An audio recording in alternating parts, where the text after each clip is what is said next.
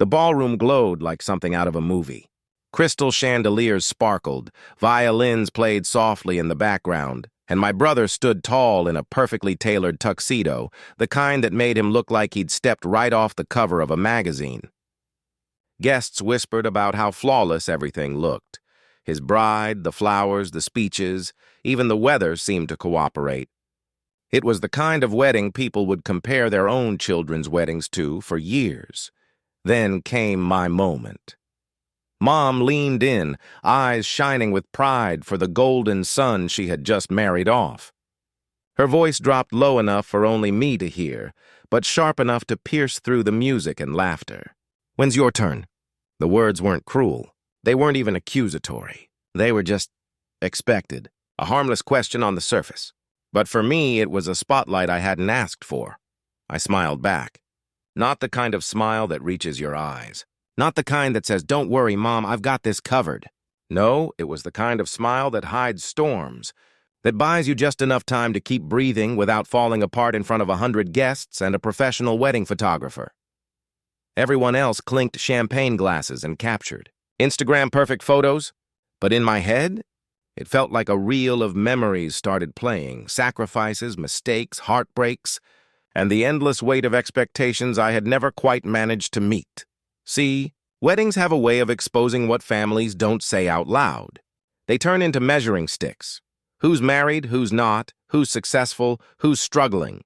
And in that glittering ballroom, beneath the applause and confetti, I felt smaller than ever. The golden child was celebrated, and me? I was the question mark.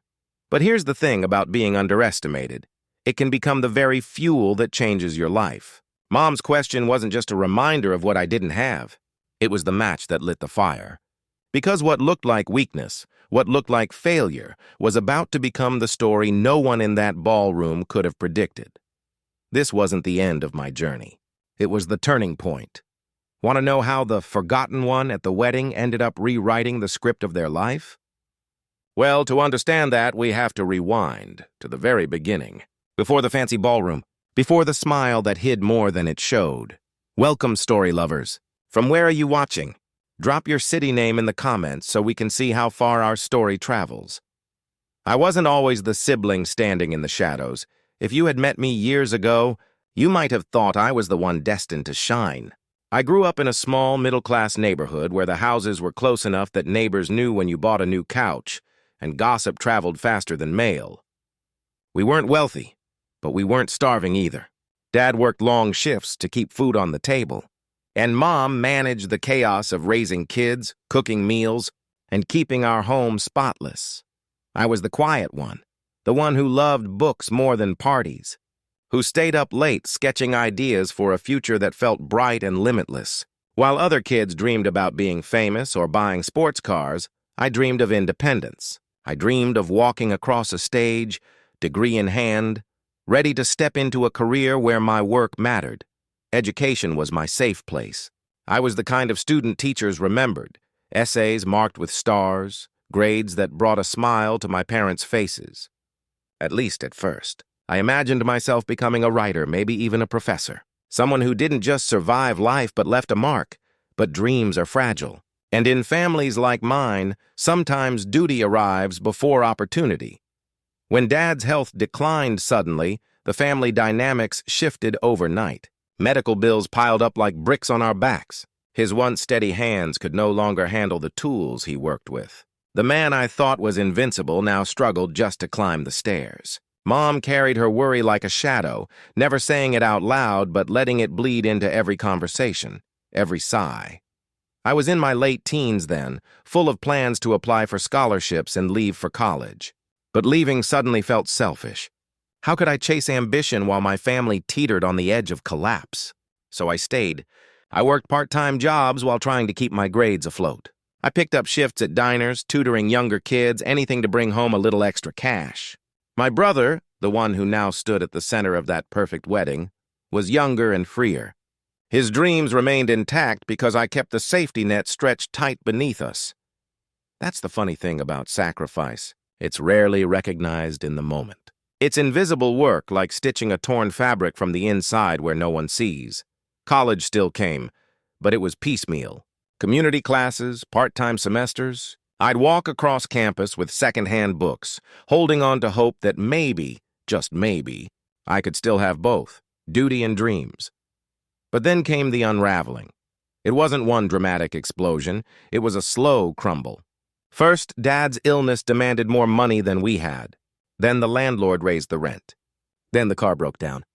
Each problem stacked on top of the other until I felt buried beneath responsibilities I never chose. There was also betrayal. I had trusted someone once, a partner who promised a future, who spoke of building a life together. But when things got hard, when the bills outpaced the paychecks, he left. No explanation that could ease the sting, just the bitter truth of abandonment. It was the kind of heartbreak that makes you question your worth. Was I too much? Too difficult? Or simply not enough? So I did what people like me always do. I survived. I took on jobs that had nothing to do with my passions. I folded clothes in department stores. I cleaned houses where families tossed out leftovers I would later carry home in secret. I worked the late shift at a call center, where the fluorescent lights buzzed louder than the conversations I faked with customers. Every dollar was stretched until it screamed. I learned how to make soup last a week, how to fix broken shoes with glue, how to smile through exhaustion when people asked how I was doing. And yet, in those cracks of survival, I kept a sliver of my old self alive. Late at night, when the world finally grew quiet, I'd pull out the notebooks I once filled with ideas. Sometimes I'd even flip through textbooks, the ones I couldn't bear to sell. It was like watering a dying plant, just enough to keep it alive in case one day the sun returned. Family gatherings became another test. Everyone asked about my plans, my relationships, my future. My brother's achievements became the golden standard while my sacrifices stayed invisible. They saw my smile, my calm answers, but not the panic of overdue bills tucked into my bag or the ache in my hands from endless work. The hardest part wasn't the struggle itself. It was the loneliness of it. The knowledge that you can be in a room full of people who love you, yet feel unseen. That's what burned the most. And so, by the time I stood at that glittering wedding, watching my brother celebrated like royalty, I wasn't just a single sibling.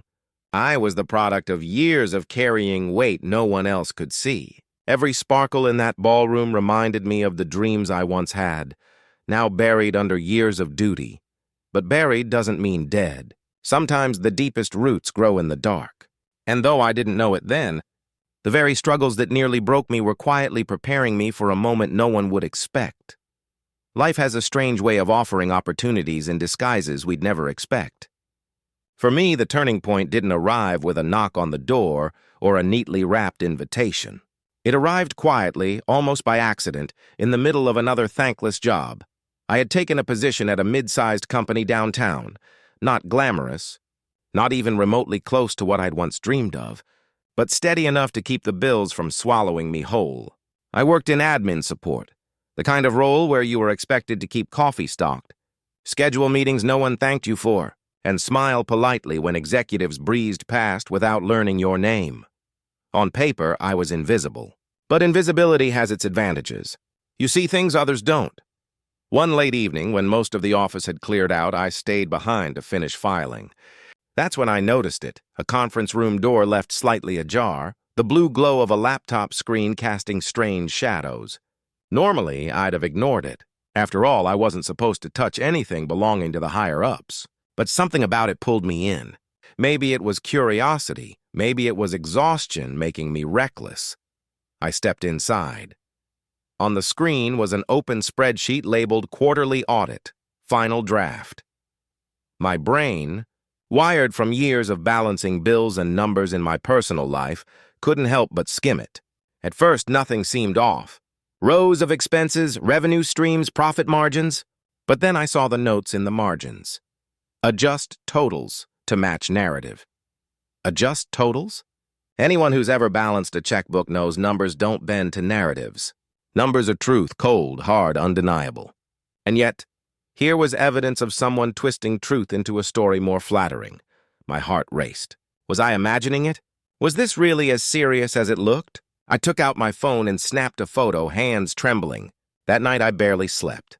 I pulled out the notebook I still kept tucked in my bag, the same one filled with old academic scribbles, and began to cross-check formulas. The deeper I went, the clearer it became. This wasn't just sloppy accounting. It was deliberate. The discrepancy? Over $4 million. That's when I realized two things. I wasn't crazy. I was holding a secret powerful enough to destroy careers. But with that realization came a storm of fear. What was I supposed to do? Walk into the CFO's office and accuse them of fraud? Risk my job, my already fragile stability, on a hunch backed by a photo and a few calculations scribbled in the margins of a notebook? It would have been easier to stay silent, to file it away in the none-of-my-business drawer and focus on survival. But silence had never gotten me anywhere. Silence had cost me opportunities, respect, even love.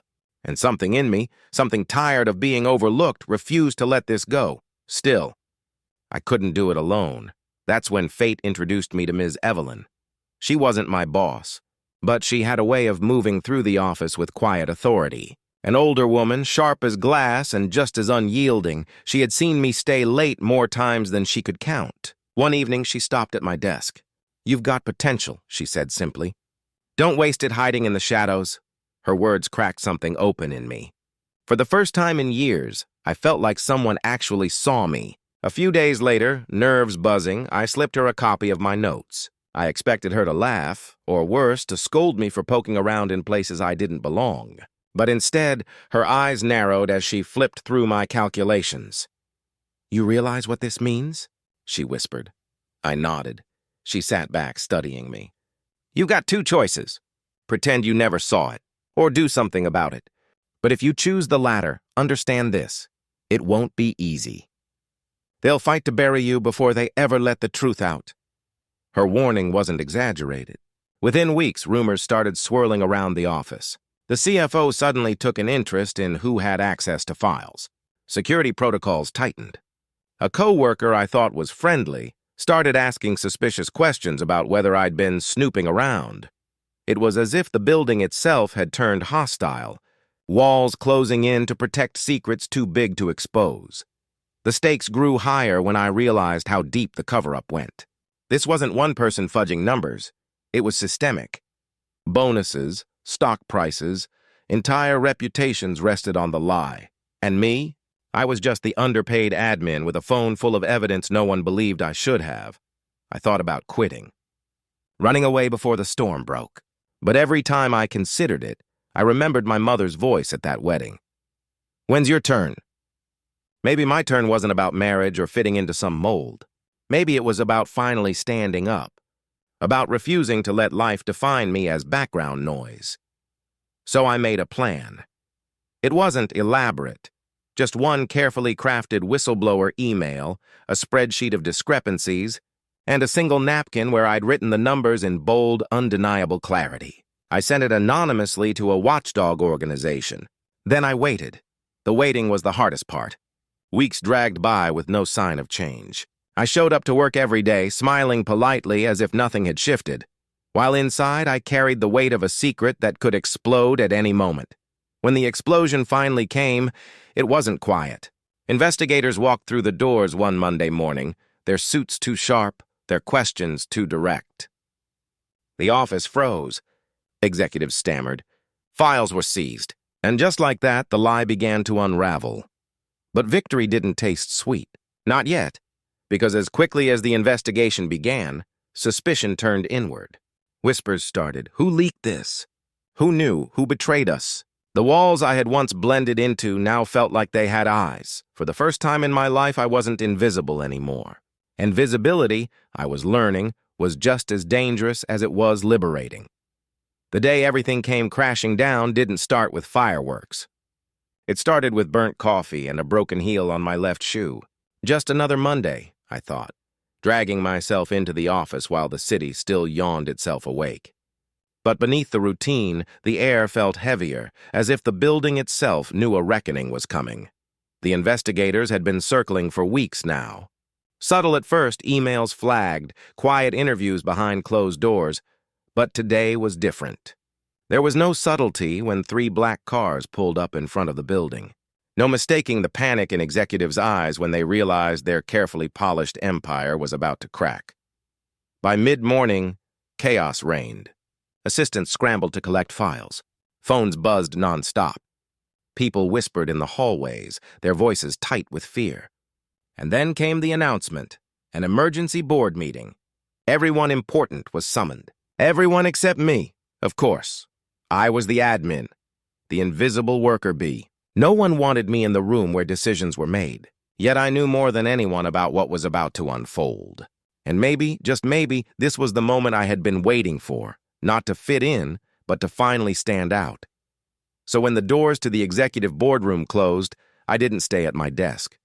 My hands shook, but my steps were steady as I walked straight down the hall, pushed the heavy door open and stepped inside. Every head turned.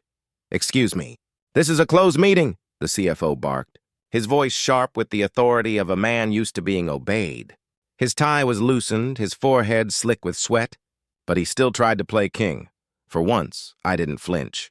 "You might want to open it," I said evenly, my voice louder than I expected. The room went silent. Suits shifted uncomfortably in their leather chairs. One executive actually scoffed, as if the idea of me speaking up was comedy in itself. I walked to the head of the table and placed a single folded napkin on the polished wood. Gasps and muffled laughter rippled around the room. A napkin, of all things. How laughable. But I knew better. "This," I said, tapping the napkin with my finger, "is your missing $4.2 million. Silence. One by one, their faces drained of color. The numbers scribbled in pen weren't random. They matched the discrepancies in their doctored spreadsheets exactly. The napkin was symbolic, but the copies I had already sent, those were very, very real. And in case you're wondering, I continued, voice steady, copies are already with the IRS, the SEC, and Channel 7. For a long moment, no one moved. The only sound was the faint hum of the air conditioning. Then, chaos erupted. The CFO slammed his hand on the table, sputtering denials. "This is outrageous." "She's lying! She doesn't even work in finance!" But his voice cracked, betraying him. The CEO sat frozen, jaw slack, as the investigators in the corner began exchanging looks, already connecting dots they'd been struggling to piece together. I could feel the heat of 100 judgments burning into me. For years, these people hadn't even remembered my name. Now, I was the center of their universe, and the torchbearer of their downfall. One board member sneered, "Do you have any idea what you've done? You've ruined careers, destroyed families." The accusation stung, but I met his glare. "No, you did that. I just stopped covering for you." The room fractured into shouting, papers flying, chairs scraping against marble. But amid the storm, I felt strangely calm. My whole life I had been underestimated, sidelined, treated like the supporting character in someone else's story. Yet here I was, holding all the power, armed with nothing but the truth and a napkin. As I turned to leave, I caught my reflection in the glossy boardroom door. For the first time in years, I didn't see the invisible sibling or the overlooked admin. I saw someone who had faced down giants and refused to shrink. The investigators followed me out, their briefcases heavy with evidence. Behind me, the boardroom erupted again, voices climbing over one another in panic. That was the day the balance of power shifted, the day an ordinary woman, dismissed as background noise, silenced an entire empire with a single act of defiance. And though my legs shook as I walked down that hallway, head held high, I knew one thing with absolute clarity. I would never be invisible again. Dear audience, if you're enjoying this story, don't forget to give it a like. It really helps more stories like this reach others who need them. Ruth didn't storm out of that boardroom with anger boiling in her veins. She left with a quiet fire. A fire she had carried for years, smothered by duty, dimmed by exhaustion, but never fully extinguished. That day, it roared to life. The company scrambled in the weeks that followed. Lawsuits, audits, government inquiries, it was chaos. Some of the executives who had once mocked her found themselves out of jobs, their reputations ruined. But Ruth? She wasn't interested in revenge or headlines. For the first time in years, she thought about herself, about what she wanted her life to look like. When the settlement came through, it was more money than she had ever imagined holding. Enough to wipe out debts, to pay for her son's education, to buy a little house with a porch she could sit on in the evenings. For days, she sat at her kitchen table staring at the check, her fingers tracing the numbers like they were a dream. But then she remembered. Money alone had never been her dream. Purpose had been. The thrill of numbers, the elegance of a spreadsheet telling the truth others wanted to bury. She had always wanted to be an accountant, to use her brain in ways her younger self had once been so proud of. So she didn't just deposit the check. She invested it wisely, carefully. Ruth founded a small consulting firm out of a rented office space, the kind of place with flickering lights and secondhand furniture. But it was hers. She named it Second Sight Consulting. The tagline? Because the truth deserves to be seen. At first, her clients were small, local businesses who couldn't afford big-name auditors, but who needed someone to dig through messy books. Ruth worked tirelessly, not because she had to anymore, but because she wanted to, and slowly her reputation grew. Her past at the corporation, the scandal, her courage, it all followed her like a shadow. Only this time it wasn't shameful. It was her badge. Within 5 years, Ruth's firm was on the radar of Fortune 500 companies. Not because she played their games, but because she refused to. She became known as the consultant you called when you needed the truth. No sugarcoating, no cover-ups, just the clean, sharp honesty of numbers. And she didn't stop there. Ruth remembered every night she spent eating stale bread just to keep her son fed, every shift she pulled when her body screamed for rest. She remembered the women she worked alongside, maids, janitors, cashiers, each one brilliant in her own way, each one trapped by circumstance. Ruth decided she wouldn't climb alone. She started a mentorship program, teaching women from low-income backgrounds the basics of accounting and business finance. She called them her night scholars because most of them came after their day jobs, just like she once had. At first, there were only 3, then 30, then hundreds. She turned her struggle into their stepping stone. Her son, once the fragile little boy in the hospital bed, grew up watching his mother's relentless determination. He didn't just admire her, he absorbed her resilience. He graduated top of his class, pursuing medicine, determined to heal others the way his mother had healed their life. By the time Ruth was invited to speak at a major business conference, she no longer felt like an outsider. She walked on stage, wearing the same quiet smile she had worn when her mother asked, "When's your turn?" That smile wasn't submission anymore, it was power. She told her story honestly, about mops and late nights, about betrayal and survival, about how the lowest place in her life became the launch pad for everything that followed. She didn't embellish. She didn't dramatize. She simply told the truth, because the truth had always been her weapon, her shield, her salvation. When she finished, the audience rose to their feet. Not because she was wealthy, not because she had exposed corruption, but because she had done what so few dared to do. She had turned pain into purpose. In quiet moments, when the world slowed down, Ruth often sat on her porch with a cup of tea. She'd watch the sunset and think about the path behind her. The girl who once dreamed of becoming an accountant, the woman who sacrificed, the janitor who found the missing millions. Her life was no longer about proving herself to anyone, not her family, not her employers, not even to her mother who once teased her at her brother's wedding. Ruth had learned something deeper. Her worth was never measured by when she walked down an aisle or what title hung outside her office. It was measured by the lives she touched, the truth she protected, and the son she raised to be strong and kind. She no longer feared being invisible, because invisibility wasn't her story anymore.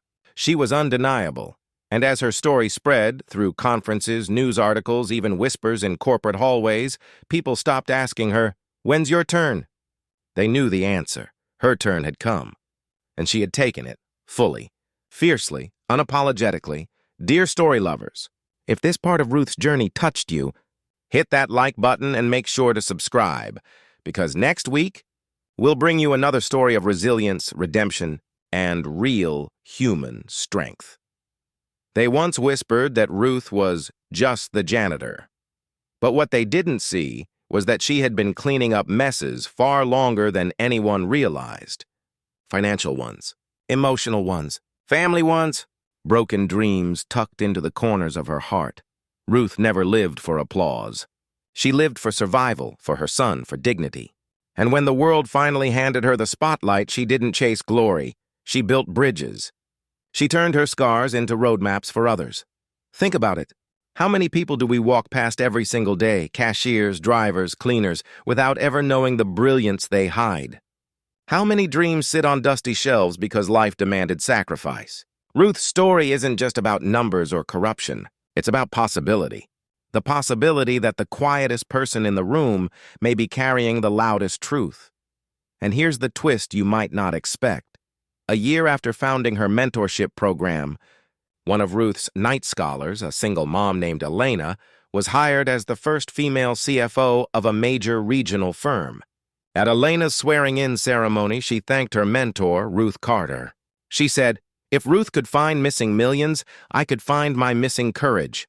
That moment was bigger than any check Ruth had ever cashed, bigger than any headline with her name. Because legacy isn't what you take with you, it's what you leave behind. Ruth's legacy wasn't about revenge or even redemption. It was about showing that dignity, once reclaimed, has the power to multiply. So, I'll leave you with this question. The next time you see someone invisible, someone the world has written off, will you dismiss them? Or will you wonder what hidden brilliance lives inside them? Because Ruth taught us something unforgettable. The mop doesn't define you.